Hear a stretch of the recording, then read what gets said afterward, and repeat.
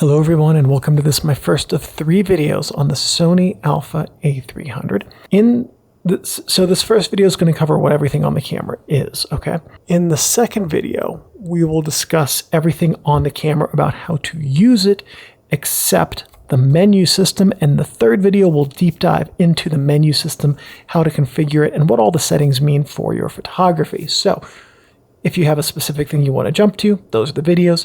There is an index in the video description or along the bottom of the screen that you can use to jump to the part you need. The Sony Alpha 300 is an APS-C interchangeable lens DSLR. What does that mean? It means that it uses an APS-C size sensor. We'll talk about that in a second. Interchangeable lens means that the lens can be taken off and a different one can be put on at any point when you're not taking a photo without affecting your images. And DSLR means that it's a digital camera that is a single lens reflex. There's a lens here.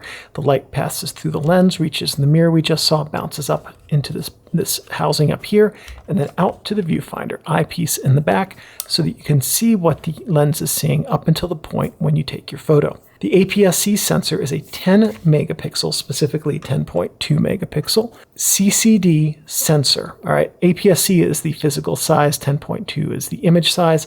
CCD sensors are charge-coupled devices. They were very good sensors. The industry has moved to CMOS sensors, but CCD sensors have a long-standing reputation still today of being exceptional, and well-deservedly so. It has a 1200 zone evaluative meter. We'll talk about light metering in the second video. The shutter speeds are 30 seconds to 1/4000th of a second, and bulb being where you press down the shutter button. The shutter opens to start the photo and it stops when you release the shutter button. A 3 frame per second burst speed, so it will take up to 3 frames a second in continuous mode. And it has a buffer that will last for 6 photos if you're shooting RAW. Apparently, shooting JPEG, the buffer is unlimited.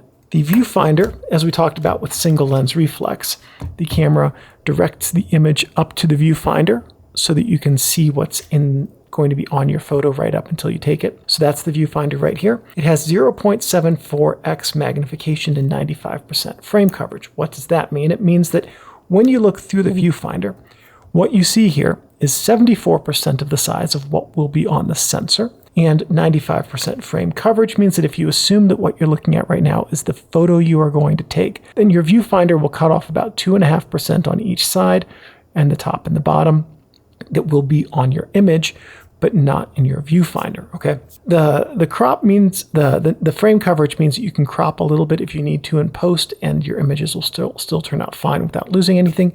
The 0.74x viewfinder magnification means that you are likely to, it means that this camera was designed for autofocus use. Manual focus was not really this camera's intent because 74% magnification on an APS-C viewfinder is kind of small, and you will have an easier time with this camera in autofocus than with manual focus. The ISO range on this is 100 to 3200. There's also an auto ISO setting that will work in some modes, and the flash sync speed is 1/160th of a second. This has no video recording. It is a stills only camera. The target market for the Sony Alpha A300 was the entry-level shooter. At the time that this came out, this was the mid-tier of the entry-level DSLRs that Sony had released. Those were the A200, A300, and A350. This uses the exact same sensor as the A200. The biggest difference between the A200 and the A300 is that the 300 has a flip-out screen, which is a very, very nice feature. It was made by Sony in Japan. Really? The 200 was made in Malaysia and this was made in Japan? Huh, yeah, I guess so. In 2008 and 2009. So if you have your Sony A300, what we're going to do is we're going to go through all of the camera's features and talk about what they are, and then we'll talk about how they work in the second video.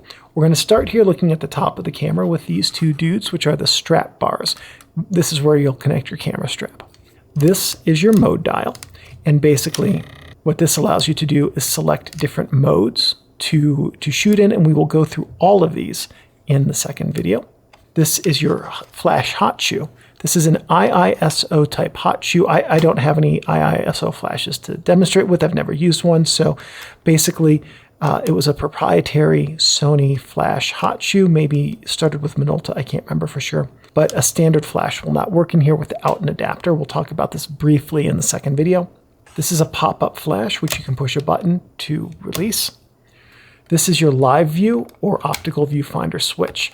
Do you want to use the live view display or your optical viewfinder? That's how you change that. Drive mode, ISO sensitivity. This is your sensor plane indicator for high magnification, exposure, and magnification ratio calculation. Shutter button, command wheel right here. On the front of the camera, we have a few things to look at. Series, model number. This is your self-timer countdown light. Lens mount right here. Autofocus drive motor.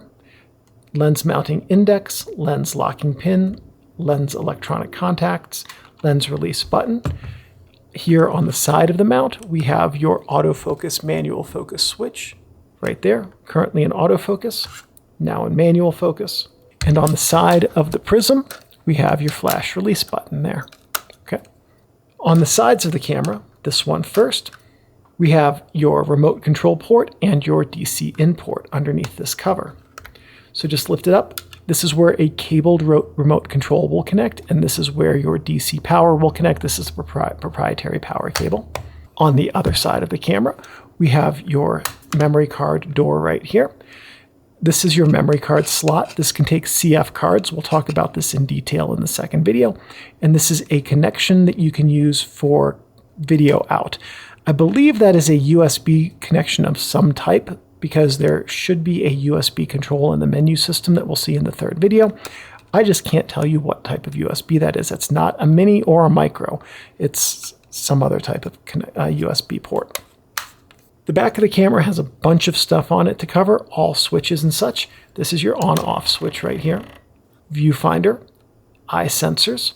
This dial on the side of your viewfinder is your diopter adjuster. The diopter adjustment range on this camera is -3 to +1. A good way to adjust the diopter is just to grab a well-sharpened pencil and a binder clip, put the binder clip around here, set the pencil upright, use your live view to manually focus your scene on, well, it's not going to click into there. Well, use the live view to manually focus your lens on the tip of your pencil, and then make sure you switch the lens to manual focus so it doesn't shift around. Or I guess you could use autofocus if you wanted to. But anyway, get the focus on the tip of your pencil. And then you adjust your diopter wheel here until what's in the viewfinder looks like what's in your live view or on your digital file for having the tip of the pencil be what's properly in focus. Exposure control button, auto exposure lock button. This is your smart teleconverter button, which digitally upscales images to 1.4x. Strongly recommend avoiding this. This basically crops your images and then enlarges them at the loss of significant resolution and image quality. Menu and display button right here. Delete button during playback. Playback button right here. And you can see these functions up here for playback. Zoom out, zoom in, go to a grid display right there. Here's your LCD screen. Right here with the LCD display on it. Here we go. In the second video, we'll talk about what all of this stuff means, by the way. Function button with a rotate control right here. CF card memory right lamp. Cross pad controls. Autofocus button. Steady shot on-off control switch. The bottom of the camera has a few things to look at. Right here is a tripod socket. This is where you would connect a tripod or a quick release plate. One thing to note is that this is a plastic tripod socket, so do be a little bit careful with that, as it would be more prone to being damaged than would a metal one. Sony, serial number, made in Japan, registration information. There should also be some registration information on a sticker right here, but it's missing. This is your battery chamber right here, which you access just by pushing that back, and we will discuss this in detail in the second video when we talk about batteries. So I do have some tips for you on this camera. The first one is that if you're looking for a 10 megapixel CCD Sony entry-level camera, whatever, if the 10 megapixel CCD sensor is important to you, which there's a good reason for it to be, this is the one to go with. It has this sensor. The A100, 200, and 300 all have the same sensor. This is the best of those three cameras by a margin for a number of reasons. A big one being the articulating fold-out screen, which means you can hold this camera down below you and use live view to focus. I don't recall if the 100 has live view. I don't think it does, but the 200 does not, and this one does, which makes it very easy to use the screen with this camera for taking photos out in the real world. Of the three entry-level cameras with the double zeros at the end, this is definitely the best. The next one is, this is a Sony A-mount camera. It is not an E-mount. E-mount lenses will not work on it, only A-mount.